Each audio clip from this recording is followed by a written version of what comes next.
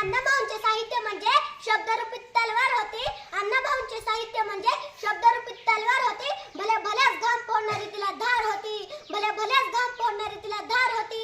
शासनकर्त्यास त्याच्या लेखणीचा धाक होता. शासनकर्त्यास त्याच्या लेखणीचा धाक होता. नेता आमचा लाखात नाही तर करोडोत एक होता. नेता आमचा लाखात नाही तर करोडोत एक होता. सर्वांना नमस्कार. माझे नाव स्वरा सुरेश तांबारे. मी इयत्ता 4थी शिकत आहे. मी आज तुम्हाला अण्णाभाऊ साठे यांच्याबद्दल 2 शब्द सांगणार आहे. ते तुम्ही शांत चित्ताने ऐकून घ्यावे ही माझी नम्र विनंती. अमृताचे पान आहे, शाहिरीचा मान आहे. अमृताचे पान आहे, शाहिरीचा मान आहे. अण्णाभाऊंची लेखणी महाराष्ट्राची शान आहे. अण्णाभाऊंची लेखणी महाराष्ट्राची शान आहे. अण्णाभाऊंचा जन्म 1 ऑगस्ट 1920 रोजी सांगली जिल्ह्यातील वाळवा तालुक्यातील वाटेगाव येथे एका गरीब कुटुंबात झाला. त्यांचे पूर्ण नाव तुकाराम भाऊराव साठे असे होते. त्यांच्या वडिलांचे नाव भाऊ